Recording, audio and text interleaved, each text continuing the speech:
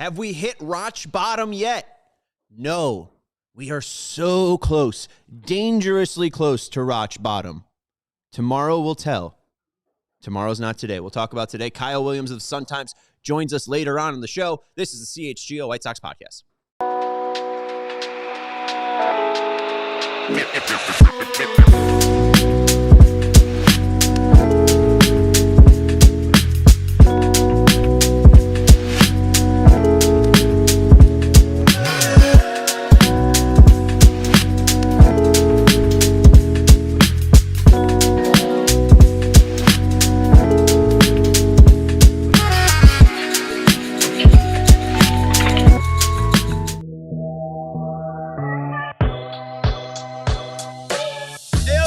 CHGO White Sox podcast coming to you live from Studio West in the West Loop of Chicago for CHGO offices. I'm your host, Sean Anderson. Alongside me, Sarah. Hi. Keep that mic unmuted. You Hi. never know. I know. You never know. Never know. We are again coming to you live from the West Loop of Chicago. It is the holiday party today. I keep forgetting, so I'm not dressed festively. Just wore a ton of White Sox stuff. You know, we're not the most fancy bunch of folks. No. We're pretty we wear our CHGO merch. Talking about CHGO merch, by the way. You're already going to an ad read. Which I'm sure everyone here will be wearing. Yeah. We dropped new hats. All the bald people, we did drop new hats. My favorite is the one on the right. I think we're calling it the canvas stack flag version. I ordered the one on the right, the far right. You ordered that one already? I did. Yeah. I really do like the Hawks and Bulls one. I'm not a huge Hawks fan. I'm not a huge Bulls fan. I mean, like, I'm not against them. I just don't know if those are the teams that I'd be rocking. You are a baseball guy. Well, now I need the brawler sock. You know, now I need a White Sox one. So, you know, we're very close. Very, very close. It must be next, right? Because we have a Bulls one. We have a Hawks one. We have a Bears one. The more and more new shows that we keep dropping, the closer and closer we'll get to a White Sox hat. But anyways, do go check those out. Really love those designs, and those are with branded bills. Those are really slick hats. On today's show, we'll be talking about Chris Getz's urgency to trade Luis Robert Jr. At 4:30, we will be joined by Kyle Williams of the Sun-Times, our guy. I'm going to ask him about Cena and Gunther. That's for sure. I'm going to ask him about White Sox stuff because that's actually what matters. He's talking to Will Venable right now. He'll talk to Chris Getz later in the day. We'll kind of predict and talk about what could happen for the White Sox this offseason. I don't think much is going to happen at the winter meetings when it comes to free agency or trades. I think it's going to be fairly low-key when it comes to kind of pro-level moves. Today is mainly about meeting the media, maybe having a couple drinks or two, maybe apologizing to Dave Dombrowski. But tomorrow is the draft lottery. Very big day for the White Sox. They have a 27.73% chance to get the number one overall pick tomorrow. That will be in July's draft. They have the chance to draft Rock Chalowski. This is a name that hopefully we'll be talking about a lot in the next coming months. We'll dive into Chalowski. We'll talk about the draft lottery tomorrow. And then on Wednesday at 1 p.m. is the Rule 5 draft. The White Sox have the second overall pick in that draft. So it's not huge like White Sox signed Pete Alonso. That's not happening.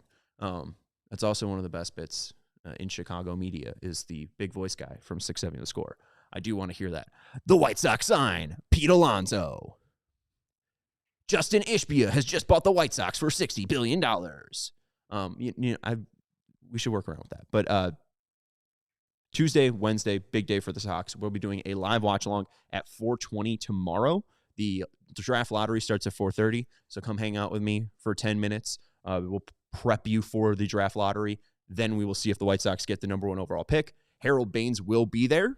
So there's a 27.73% chance that my opinion on Harold Baines does not change and they get the number one overall pick.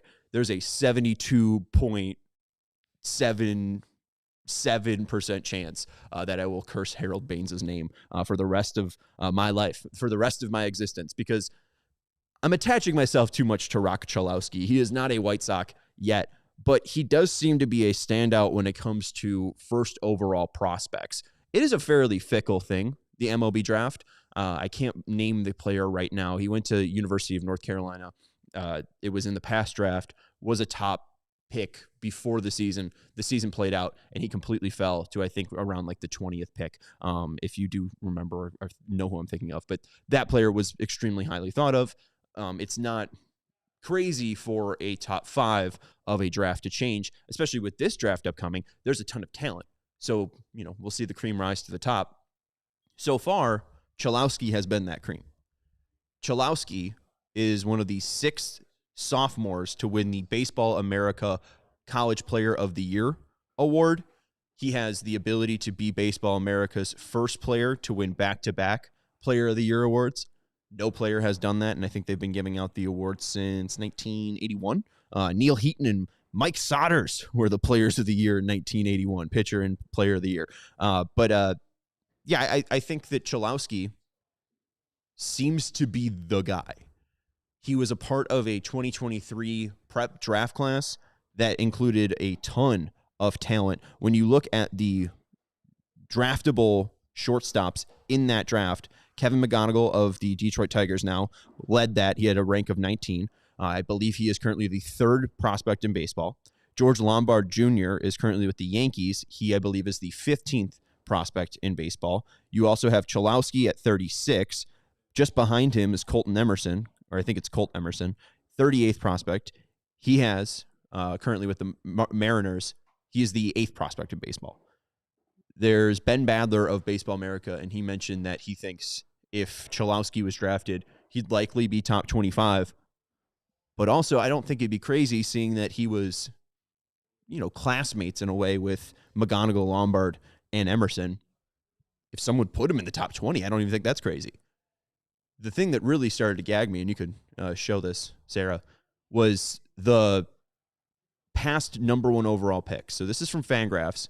This is the future value grades of the day 1 draft recap. So they've been doing day 1 draft recaps since 2015. Eric Longerhagen has been the prospect guru over at Fangraphs since 2015. They have data going all the way back to the 2015 draft of future value data. So Dansby Swanson was the number 1 overall pick in 2015. He had a future value grade of 55. Moniak in 2016, drafted by the Phillies, had a future value of 55. Royce Lewis, drafted by the Twins in 2017, had a future value of 55.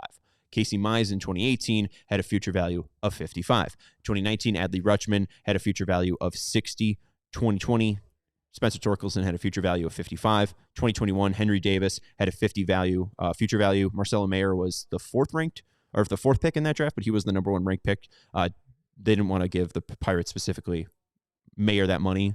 Davis was a more signable player at 1-1, so that was really the reason why the best player per se wasn't drafted in that draft. 2022, Jackson Holliday, 55 overall future value. 2023, Paul Skeens, 55 future value. 2024, Travis Bazana, 50 future value. And then 2025, Eli Willits, 50 future value as well.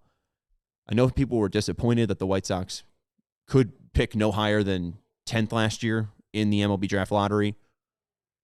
But now with the Rockies and Nationals being ineligible for top 10 picks, just like the White Sox were, the White Sox have the highest chance to get the number 1 pick ever in this weird machinacea of the MLB draft. And as you can see in the bottom, MLB Pipeline has Roger Cholowski as a 65 future value overall. There is not a current grade from Fangraphs on Cholowski's future value, so we can't compare it to the other number 1 picks from 10 years ago. However, if he did have a 65 value, he would be the only player on that list with a 65 future value at the time of being drafted. And even if he was at 60, he'd be at Adley Rutschman levels. And while Rutschman has had some iffy seasons in the past 2 years, you saw the stardom right away once he debuted for the Orioles. And he kind of felt, in a way of Skeens, like this guy could skip college completely. I would assume, this is me taking a guess, I do not have this data, but the last 65 future value player that was drafted number 1 overall, I would have to assume is Bryce Harper. Like, if it walks and talks like a Hall of Famer, you'd assume that player would at least have like a 65 or 70 future value. And Harper obviously has played out to that. It does seem like Cholowski, who was a possible first-round pick in 2023, did not get the bonus pool number that he wanted to reach, went to college, added 20 pounds, has a former father who was a minor league player, Dan Chalowski. Chalowski played, I think, for the Mets, or I think it was St. Louis, the Cubs, and Colorado. I think his dad has kind of set him up to a position of, let's try to max out the money that you can make. And rather than taking a back end of the first round bonus pool to kind of, scrub it through the minor leagues, Chalowski has gone to UCLA, likely has taken some NIL deals, has made some money in college, and is now putting himself to get possibly the largest bonus pool in draft history. That really resets every single year because the draft pools get higher and higher. But even outside of Chalowski, that's a big thing for the White Sox, is the number one pick overall brings with the biggest bonus pool. So not only could they get Chalowski, the best player in the draft, and seemingly like by a neck, the best player in the draft, they could do what they did, in the Grant Taylor year and get a possible first rounder, but taking a college player that had some inning issues and giving him still, a decent bonus pool signing. They can do some really interesting things. I mean, they have a lot of money. They'll have the most money to play with. They'll possibly draft the best player available. In a weird way, Chalowski seems like the clear-cut 1-1. And the White Sox having that 5% difference than the Twins on Tankathon, like, they're the clear 1-1 for the number one overall pick. It seems, in a way, too good to be true. I feel like I'm building myself up for a letdown. I'm building myself up to really like Roch Chalowski, a player that's not a White Sox yet. I don't want to count my Roches before they hatch. I'm nervous because it does seem too good to be true. We wanted the White Sox to thread the needle of being the worst team and showing some hope. And they didn't even have to be the worst team. The Rockies were the worst team in Major League Baseball in 2026. The White Sox showed some hope at the Major League level with Colson, Teal, Shane Smith, etc. They were bad enough to get themselves into this position. I just want for, obviously for Chris Getz and Jerry Reinsdorf, like, for their sake, that would be great for the White Sox organization. But also, like, F them. For White Sox fans, can we just get a win? This would be a huge, massive win if the White Sox were able to get the 1-1 pick, able to draft Chalowski 1-1, and then use their bonus pool to hopefully, get some other possible stars in a seemingly talent-full draft. And one final stat before we end our Chalowski talk, before I get you too excited about a player that technically isn't a White Sox yet. Let's go to this graph from Joe Doyle. On the bottom, you see hard hit percentage ranging from 0% to 65%. On the y-axis, you see in-zone contact percentage from 50% to 90%. So there are some players that are above 90%, but there is no player that has over as much of an in-zone contact percentage and a hard hit percentage than Chalowski. Chalowski seemingly is, one of, if not the top hitting players ever to be on the hard hit percentage, like near 60% when you're looking at the x-axis. But he also separates himself with his ability to make in-zone contact. So he swings at pitches in the zone and he hits them hard. And that's been by expected weighted on base average.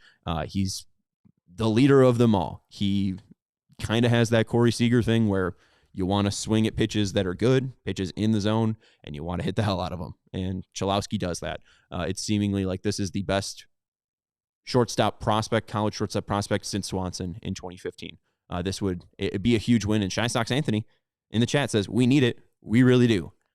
God, I hope. And Ryan also says, each like gives the Sox a better chance at getting the number one draft pick. It is 0.000000001% chance that you improve it, but we already have 5 of those.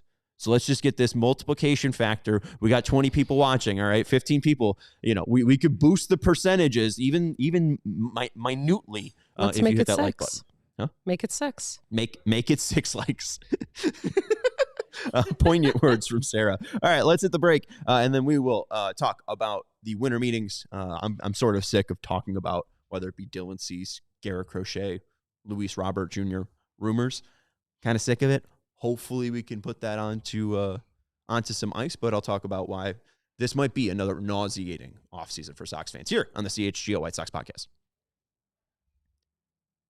We want to let you know about our friends over at Sunnyside. Our friends at Sunnyside Dispensary are here to elevate your football season. If the Bears have you down, Sunnyside is a place that could pick you up. Sunnyside is your home for judgment-free shopping. They have a crazy selection with over 100 different strains to choose from with easy online ordering and in-store pickup. Wherever you are in Illinois, Sunnyside has a location for you. They have spots as far south as Champaign and as far north as South Beloit. So stop into the store nearest you for expert guidance from their staff. Head to their website for bright buys every day, including 50% off your first 3 online purchases. Also, it is very easy to place an order online. You could just walk in and pick it up. But if you do need that expert guidance to take you a step further, if it is your first time, they could take you through that expansive menu, find the right strains for you, find the right type of way to imbibe. Very friendly people over at Sunnyside. Enter promo code HICHGO at checkout to qualify. For returning customers, use code CHGO50. Exclusions do apply. Sunnyside Dispensary, bright buys every day, only for 21 plus or Illinois medical card holders. We also want to let you know about our friends over at Brunt. I did something good. Oh, they're off screen. Every time I do these reads, I never actually have the boots, but I got the boots. I went onto the Blackhawk set and I stole the boots. Brunt Workwear could be the perfect gift for the hardworking man in your life. Maybe it's yourself. Maybe go treat yourself, Parks and Rec style. Maybe you just want to bring that smile to the hardworking man in your life. Bring him real comfort. Brunt Workwear, cut out the BS. Work boots do not mean sacrificing comfort over durability. Brunt built tough boots that also feel great from day one. There's no breaking in. There's no sore feet because people out there doing the real work shouldn't have to choose between comfort and durability. There's also a laced version, but you can see these are the nice slip-on versions. Those are perfect for me because I hate bending down, which will probably be terrible for me when I'm an old person that doesn't work hard, that just sits at a podcast table. But you can even see these very, very, very hard steel toes, very, very solid and durable boots. We did try them out when there was the snowstorm, leak-proof. They did not get wet. Truly wonderful boots that are built to last. Skip the throwaway gifts. Get him something built to last. Brunt Workwear. Our listeners get $10 off their entire order with code CHGO at checkout. That's Brunt, B-R-U-N-T, workwear.com, and use code CHGO. Order today and let them know you heard it here on the show. And you could tell they're steel toe because I did punch it and it hurt. Brunt. All right. So do a handstand with the Brunt boots on your hands, Sean. Can I do that? Also, for the people that say there's no White Sox on the back thing, I think it's Atticus Scorpion. Yeah, shout out to you. I think the real question, by the way, can you do a handstand? No. Okay. So I just feel like my shirt's going to fall down. So I likely have to do a backwards handstand. And then there's also the worry that Well, I think the boots would create more weight on your feet too. So is that good? No. No. I think he's saying put my hands in the boots. Oh, I see. Okay. I don't know. Connor says, I'm glad there's people out there covering the White Sox. I know they haven't been the best, but when they're good, the people will start to recognize. I'm guessing this will happen when Ishbia takes over. Hopefully, Connor, fingers crossed that, White Sox fans are able to enjoy their fandom. It's not lost on me that since 2021, there really hasn't been anything to root for. It's been a very, very, I don't want to say villainous organization, but it's tough to find heroes in the past couple of years. Colson and Teal and Shane Smith have been that in the past. Will Venable has been a bright side. Chris Getz, although he started off in the doghouse just because he was a part of the past front office, has seemingly worked himself out of that. So, I'm excited to be doing this for you guys, and I'm excited that Kyle will be joining us. Kyle's been doing a great year, I think, of coverage now on the White Sox. I think he was full-time for this year, and he's been doing part-time stuff with sometimes. But no, I'm glad that Kyle, a very smart young person, is covering the White Sox and is able to do that on the boots in Orlando. So we're excited to talk about the winter meetings with Kyle from the Sun-Times, Kyle Williams of the Sun-Times, in just a second. He'll be joining us in probably about 10 minutes or so. It's 4:17, so about 13 minutes. Let's talk about Luis Robert Jr., because there was this note from Jeff Passan that has made me sick. Really hasn't gone away either. So woohoo. Thanks, Jeff. Making me feel great. I have his phone number. Maybe I should text him and say, okay. Kyle is still waiting for Getz. So we we might be waiting for Kyle to wait on Getz. So, hey, well, I'll wait for Kyle.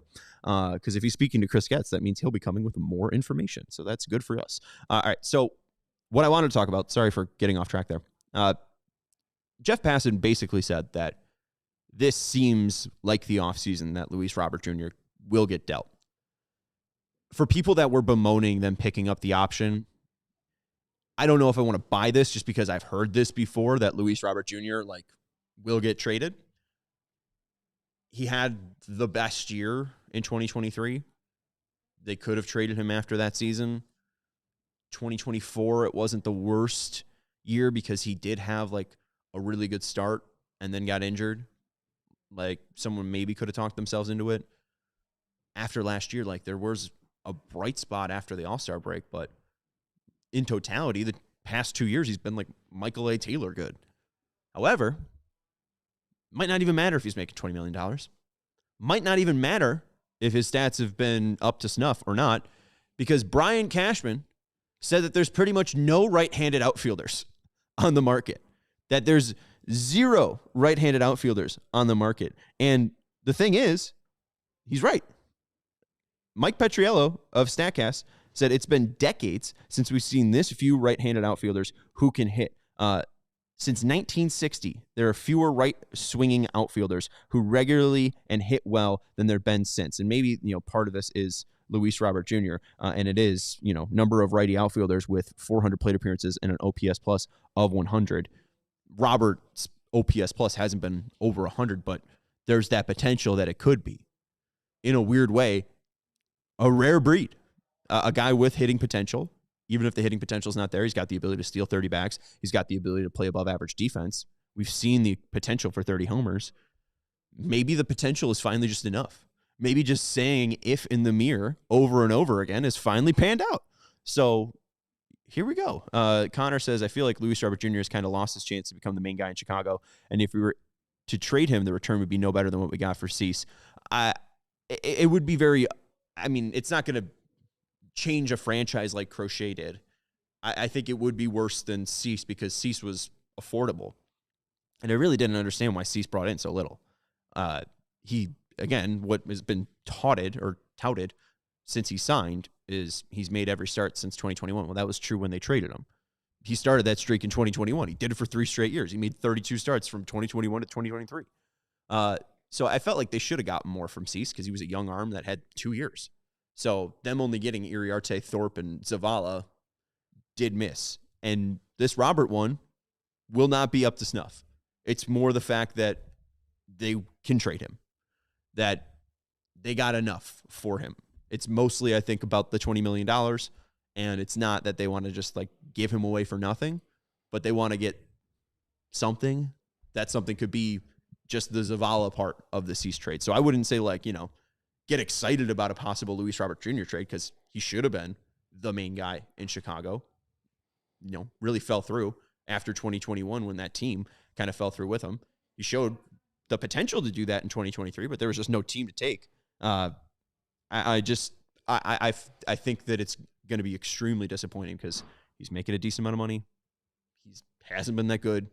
They're just looking to, I guess, not look foolish. But I don't think that they're going to get something that you're going to be wow, franchise changing. What's up? I have a question. Yes. Obviously, I've been out of the baseball world for a little bit. And so my question is, where would Luis Robert go? If he was, if and when he gets traded, who wants him? And I don't mean that in any negative way at all. I truly am curious in the sense of where do you think he would go? Phillies have been rumored before. The reason I don't think that's going to happen is because it seemed like Dave Dombrowski wanted Garrett Crochet in the 2024 season, and Getz kind of dragged him on a bit. I think Dombrowski felt like he gave a good enough offer and Getz did not take it. I think if they're able to kind of put that aside, I think the Phillies could look for a center fielder like that. I wouldn't be surprised with the Mets. The Mets, I think, are getting rid of Marte. They just got rid of Nimmo, so they need an outfielder, I'm pretty sure. They had Bader, but Bader could have been gone. Yeah, I mean, Ryan brings up Phillies, Mets, Marlins. Marlins aren't going to play the Marlins aren't going to pay a player $20 million. So I'd rule out the Marlins. But yeah, Phillies, Mets. If Cashman's talking about right-handed outfielders, I mean, Luis Robert Jr., who hits the ball hard, it wouldn't be a terrible place to play in Yankee Stadium. So I wouldn't I'm rule out the telling you, Yankees. I have a very strong hunch. The second he goes to wherever team he goes, it's truly going to be like an Andrew Vaughn situation. He's just going to shine. I think he is the type of person, like if he gets surrounded by like a better team and a better organization, like I think he will thrive. Well, and we saw him like be all smiles in the All-Star break when Colson was doing well, when he had somebody that was making him excited and like, making him feel the love of baseball again. I never doubted his talent. I just don't think he's being utilized correctly here. He has not lived up to the potential and the hype. I don't think it means he's a bad baseball player, So yeah, I think Ryan throws out Braves. I would say Phillies, Mets, Yankees would be my top three. But I mean, I guess the Diamondbacks don't need a center fielder. Padres aren't taking on money. Cubs don't need a center fielder. Reds have been linked to Robert before, and they seem to be a little bit hungry with Francona. Honestly, I kind of think the Mets is like I'm leaning more Mets Phillies vibe just because based on last year, I mean they need outfield. Yeah. Yeah. Well, and if they're going to lose Schwarber, if Robert is at his peak, they lose Schwarber to Cubs this winter season. Possibly I mean, replace 60 of those homers with 30 of Roberts. Right. But yeah, I would say Mets, Phillies, Reds, Yankees would be my top four. Months Behind says Pete is still on the market. Come on, Sox. Hey, you're saying there's a chance. And then we have finally Connor with, doesn't a baseball player always have the chance to be good during a season?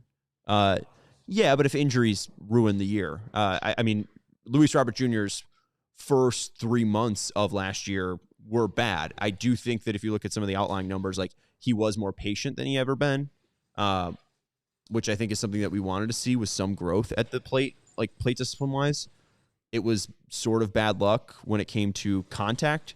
So, like, he had the chance to be good, and I think that the defense showed early in the season, and the steal showed early in the season.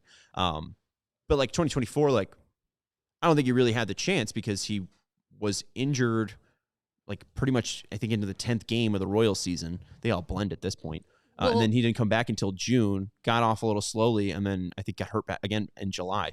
Again, it also goes into he wasn't really given a chance to have a good season or a better season. I think it's like he was injured and then there wasn't really any opportunities and obviously I don't know the whole story, but like I just think he wasn't really given a chance to be the superstar. Yeah, and I think I just bring that up because like 2020 was his debut year. Obviously tough year for anybody.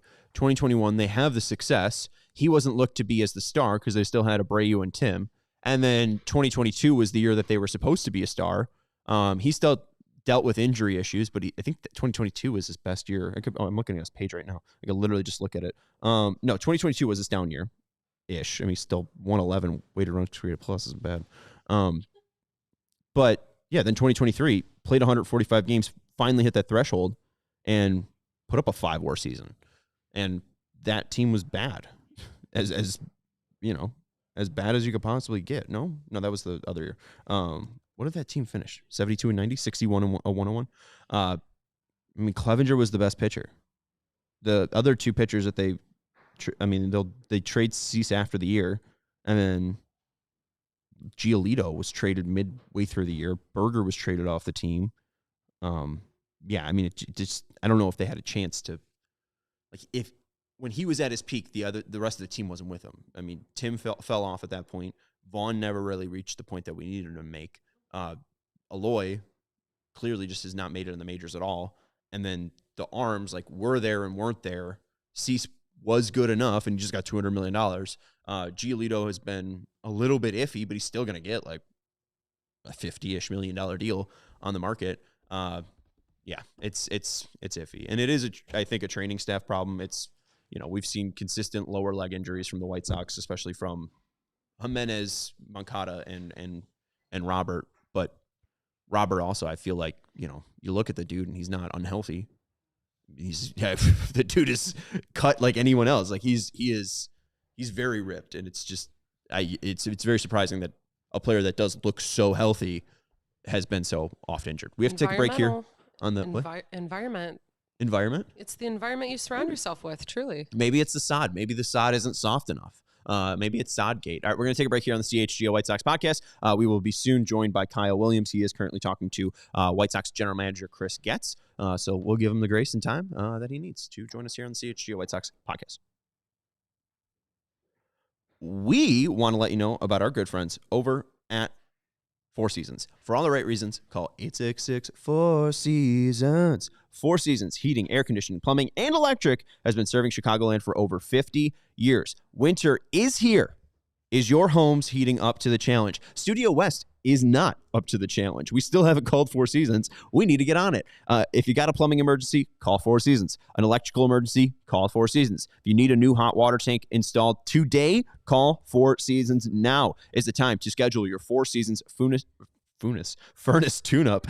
If you're thinking about a whole home generator, they have you covered. At Four Seasons, they guarantee same-day installation for all your heating, cooling, plumbing, electrical, and generator needs, and with no extra charges for nights, weekends, or holidays. So call today and save $50 from your trusted local experts for all the right reasons. Call 866-4SEASONS. Your trusted local experts are Four Seasons Heating, Air Conditioning, Plumbing, and Electric. Visit fourseasonsheatingcooling.com for all their special offers and money-saving coupons. That's fourseasonsheatingcooling.com. We also want to let you know about our friends over at Shady Rays.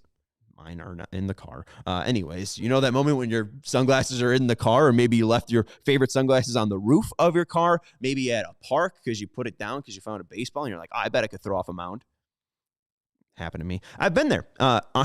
We found our friends over at Shady Rays. They changed the game. These sunglasses are made for real life. They're seriously good looking. They're polarized. They're durable and not stupidly expensive. And the wild part is, if you do lose them and misplace them on the top of your roof or at a park, or even break them even on day one, Shady Rays will send you a brand new pair, no guilt trip, just replacements. So now we just wear our sunglasses without fear here at CHGO on hikes, concerts, on the boat, whatever, pitching off a mound. Shady Rays is the eyewear that has your back. We teamed up with Shady Rays to bring you an exclusive offer.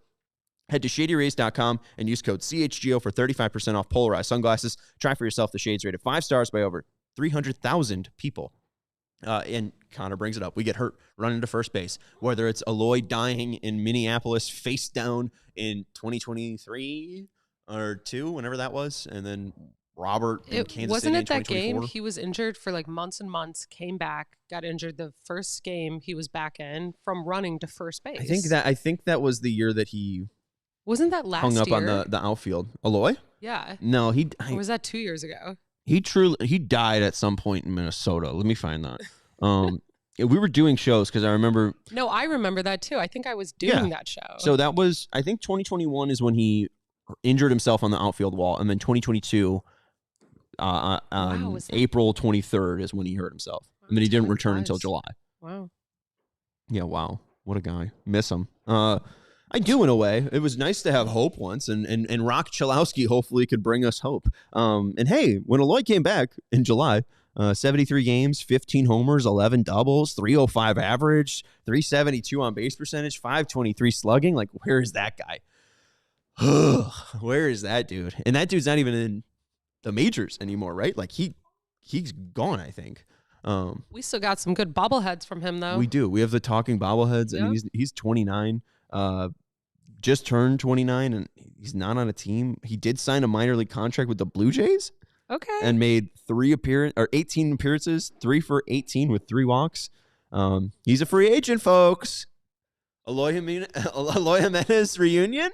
Anyone want it? Huh? And Baloney properly bringing up the Eloy jersey in the dugout to start. That must have been 2022 opening day in Anaheim, where they had the Eloy jersey signed and they had the batting gloves hung up as well. So yeah. Woohoo! We are waiting for Kyle Williams to join us from Orlando at the winter meetings. They met Will Venable and Chris Getz today, so we are just waiting to hear what Getz and what Venable had to say through our pal Kyle. So stick tight. We will hopefully be hearing from our guy soon on the CHGO White Sox podcast. Hip hip alloy, says Jim Cook. Woohoo. My guy. Sarah, can you do me a favor? I want to see if we can screen share on this this computer. Let's go Sox, Jake. Can you go to tankathon.com? While we are killing time here, we are going to have a live watch along tomorrow at 4:20. We'll be, I think, in Studio A because we need the TV setup. You need to go to the MLB one if you. No, you're good. You're right there. You're just on the top. But we're going to do a live watch along at 4:20. The draft lottery is at 4:30. The Sox have a 27.73% chance to get the number 1 overall pick. Talked about it already, that they have the ability to hopefully draft Roch Chalowski. So, fingers crossed that they win the lottery tomorrow. We do have the 2026 MLB Draft Lottery Simulator over at tankathon.com. So why don't we take a couple of spins while we are waiting for Kyle? Feel free to hit Sim Lottery. First one, Baltimore wins. Woo! With a 9.24% chance, Baltimore jumps up 3. The White Sox drop 1, so they would be drafting second. Not the worst, but again, not ideal. Pittsburgh stays at 3. St. Louis jumps 4 spots. I like to see Minnesota dropping 3 spots. I can't lie. To 5. Athletics drop 1. Atlanta drops 1. And Tampa drops 1. We really don't want to see anyone moving is the thing. Like at the end of the day, if it just stayed in the complete same order, which seems highly unlikely, would be most ideal. If you want to hit reset, Sarah, and then let's just sim it again. Let's just do this 3 times to see what the White Sox chances are. And it happens again. Baltimore gets the number 1 overall pick. They jump up 3 spots. The White Sox fall to 2. The Athletics jump up 2 this time. Tampa jumps 3 this time. Love to see it. Minnesota falls 3 spots. Pittsburgh falls 3 spots. Pittsburgh's in a tough spot too because they've drafted in the top 6 in back-to-back years. They can be blocked out of the top 10 again if they don't get the right pick. I mean, technically the White Sox could fall to 6 and it would happen to the White Sox as well. They just have such high odds that, knock on wood, that doesn't happen. Atlanta falls 1 spot to 7. All right, let's reset it again. Twice. Second finish is not bad. We finally get one. Sox finish first. Okay, so finishes of 1, 2, 2. We've seen worse. Athletics jump 3 to 2. Kansas City jumps 13 spots to 3. Minnesota falls 2 spots, which I love to see. Pittsburgh falls 2 spots. Baltimore falls 2 spots. Atlanta falls 1. Tampa falls 1. St. Louis falls 1. 10, 11, and 12 are locked in with Colorado, Washington, and LA, meaning Miami falls 4 spots. Arizona falls a spot. Texas falls a spot. And San Francisco falls a spot. And since Kyle hasn't joined, let's spin one more time. Let's get a reset, and let's rejoin the chat. Final one. Oh, okay. All right. So kind of shows you again the odds here. The odds are in favor of the White Sox. It's just if they get that one time, that one roll that isn't, they're screwed. The White Sox get the 1 overall pick in this one. Pittsburgh jumps up 1. Minnesota falls 1. Baltimore stays. St. Louis jumps 3. Miami jumps 3. And then the Athletics, Atlanta, and Tampa falls 2. So fingers crossed. That's what we see tomorrow, or some version of this. I hope and I pray that the White Sox will be the number 1 pick in the 2026 MLB draft. Ryan asking in the chat, what's worse, Minnesota getting the first pick or the Sox not getting a top 3 pick? Those could correlate. That could just be a hellish situation. The White Sox could possibly pick 4 and Minnesota could pick 1. So I think you're just describing hell on earth.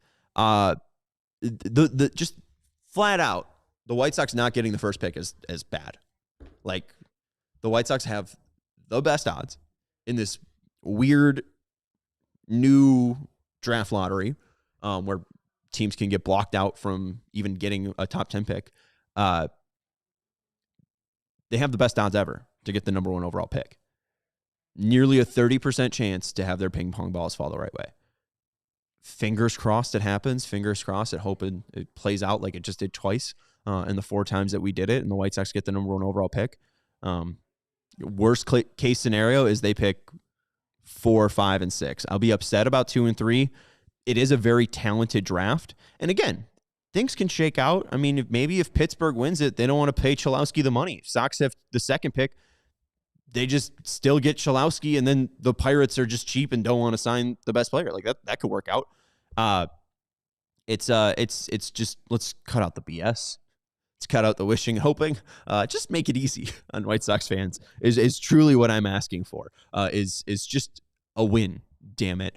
Connor in the chat asking, do we think that we can develop his hitting tool even further? Andrew Vaughn was one of the best college hitters, and then he flopped in the White Sox.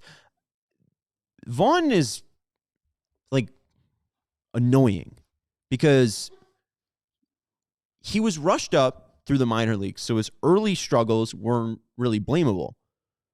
But his early struggles just became his entire career with the White Sox. His 104 OPS plus or whatever was pretty much where he sat until his terrible start in 2025. So we saw an average player in Andrew Vaughn. I think the idea is that, like, and what Vaughn showed you with Milwaukee is that there was much more than an average player in there. And I don't know exactly why. You hope that the development would change because the White Sox showed that they had the ability to identify Miguel Vargas was slouching and not standing upright. They did the same thing with Colson, had him stand upright, and they were able to adjust both of those players. They were able to identify breaking balls a little bit sooner, and they were able to create more damage than they previously were. So you hope that they could fix the hitting tool because this is a different staff than what Luis Robert Jr. was coming up in. But like the Vaughn one, I don't even know if you could blame him. I don't know what Andrew Vaughn was told differently to do by the Milwaukee Brewers. This stance changed slightly. He stepped up a little bit, opened up a little bit more. He started swinging a faster bat, but like, you think the White Sox never told him to swing faster? The environment. I think the environment is true, 100%. but I also think with Vaughn, like, this guy was a top 3 pick and a number 1 college player for his entire career. And he really never ran into problems. And he was always like good enough to be on the White Sox. So I don't think there was really that drive and push to be better than being on the major league team. Once that fell out from him and he needed to prove himself, we saw him proving himself in Milwaukee. So not only is it the winning environment, which I definitely think plays a factor.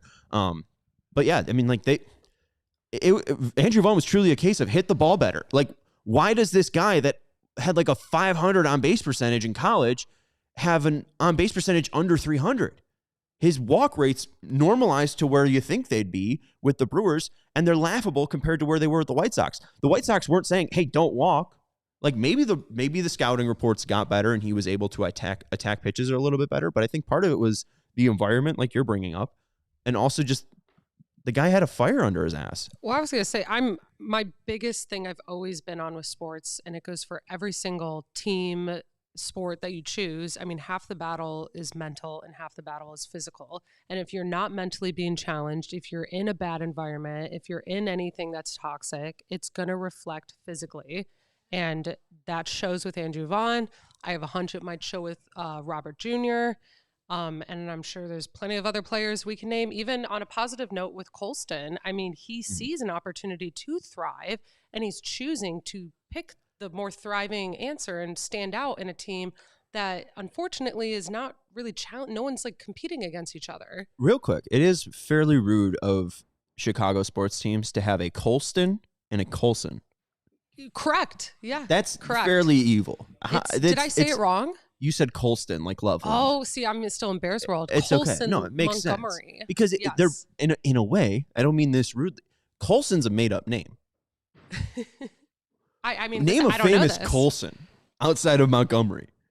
Name a famous Colston. They're both players of the same age. Their parents at some point made up that name with love and respect. That name was not introduced, at least maybe until the 70s. Please find me the first document of a human being being born and named Colson or Colston. That's not like a historical name. Honestly, in my head, I thought they had the exact same name at first. That's why I said that. I was like, there's a White Sox Colston and there's a Bears Colston. But now you have mentioned it. There is, that's 2 different names. Damn it. Colson and Colston. Okay, well, hold on. This is according to thebump.com as we fill time until Kyle Williams of the Sun Times joins us. Thebump.com does say that Colson, Colson, is a British name. Other names or origins are Greek, and of course, this comes and backfires on an SEAN, Gaelic. It means swarthy, coal black charcoal, son of Nicholas. Oh, Nicole, Cole, son. Colson. Oh, that's Cole's son. All right. All right. And then people of victory. Colson is a masculine name with roots in Greek and Middle English. Colson is a last name that means son of Cole or the son of Nicholas, and is a wonderful way to pay homage to a loved one of the same name. Okay, well, then now I hope that Colston or Colson does not have a Nicholas in his family that I'm now like bashing. Colston, though. How do you get Colston? What are the odds that both of these players would be in professional sports too, where we have to have this conversation? It's an Old Norse name, which means charcoal or stone. So they're naming these kids basically the old English word of dark. Dark Montgomery. Dark Loveland. That sounds like a fantasy novel. All right. Machine Gun Kelly is named Colson. I didn't know that either. I thought his name was Machine Gun. Wasn't Kelly a last name? I don't know. I don't know much about him. No, I don't know anything. I know he kind of plays music. Kinda. Kind of. Connor says it is just a complete failure of leadership within the clubhouse. The players not wanting to play for our team because of bad ownership and bad coaching. I think that Chris Getz has taken a lot of pride in rebuilding this team. I think Chris Getz has taken a lot of responsibility of trying to change that. They obviously have not done enough, and I don't think you're wrong there, Connor. They haven't done enough to change the tides in Chicago. We're still stemming off of 3 straight 100-loss seasons. So, no, I hear you on that. But I do think that with Getz, with Venable, that leadership seems to be changing because, again, Teal, Colson, we're really excited and bringing a new energy to that clubhouse that was beyond the negative, stinky vibes from 2023 and 2024. It does seem like Venable hopefully can get over that 100-loss hump, give them a team that's like 72-90, and give them another year of building upon. I do think that they got rid of most of the toxic and negative players, like Ryan says. So, maybe it can help everyone. Rising tides raise all boats. So, maybe Luis Robert Jr. can be raised back to the top of the what's it called? The top of the top of the leaderboard. Like, hopefully he can rise back to where his career highs were. So Kyle did cancel. All good. Kyle thought he would be right after, but he's happy to join anytime this week. So we will get Kyle Williams of the Sun Times on the show a different day. But we have a show tomorrow at 4:20. We have a show on Wednesday. So we have a ton of time to have Kyle on. We'll be talking about the draft lottery tomorrow at 4:20. We'll have a live viewing. Hopefully it goes very similar to what we just saw on the Tankathon draft. On Wednesday, we'll have a show recapping the Rule 5 pick. They have the second overall pick on the Rule 5 draft. I believe it's at 1 p.m. Knock on wood, Joey has heard about a special guest.